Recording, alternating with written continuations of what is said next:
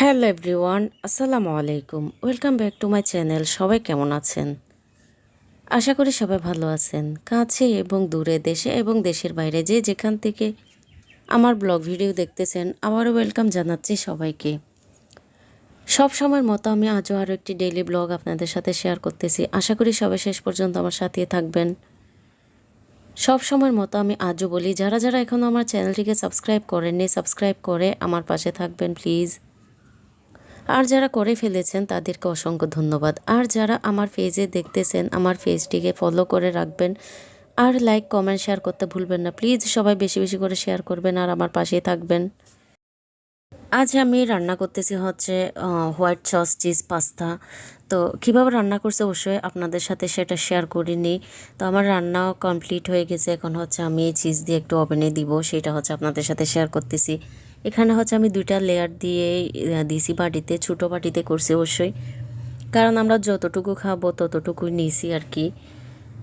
তো এখানে হচ্ছে যেটা আমি হোয়াইট সস করছি, কিন্তু ওইটা একদম খুবই মজার ছিল, খুব ভালো হয়েছে হোয়াইট সসটা। তো ফার্স্ট টাইম করছি আসলে। এখানে হচ্ছে আমি চিকেনটা আগে রান্না করছিলাম, রান্না করে ফ্রাই করে আর কি একটু রেখে দিয়েছিলাম। এরপর হচ্ছে আবার একটু ছোটো ছোটো করে নিয়ে আর একটু করে ফ্রাই করে নিয়েছি। তো এইভাবে ফ্রাই করলে কিন্তু স্মেলটা ভালো আসে। আপনারা ট্রাই করে দেখতে পারেন, আশা করি ভালো লাগবে। তো আমি আবারও বলতেছি, আসলে আমি এখানে কোনো আপনাদেরকে রান্না শেখাতে আসিনি। আমি কিভাবে রান্না করি সেটা আপনাদের সাথে শেয়ার করতেছি আর কি। যেটা ভালো লাগে সেটা বলি, যেটাই ভালো হয়েছে আর ভালো না লাগলে সেটাও বলি। তো আপনারা ট্রাই করিয়েন না।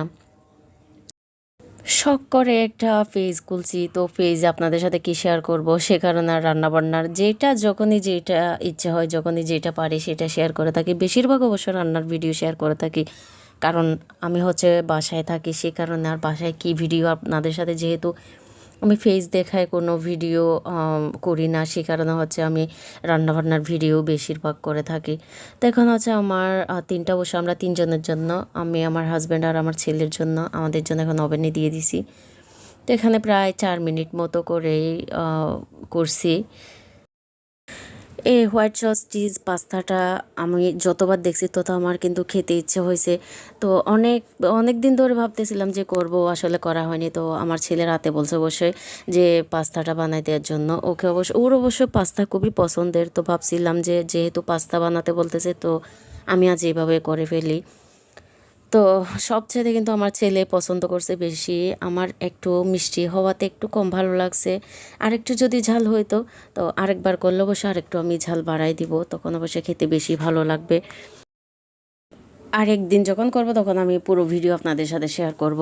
আর কারা কারা এরকম হোয়াইট সস চিজ পাস্তা বানাইছেন কমেন্টে জানাবেন। আর আমারটা কেমন হয়েছে সেটা কমেন্টে জানাতে ভুলবেন না।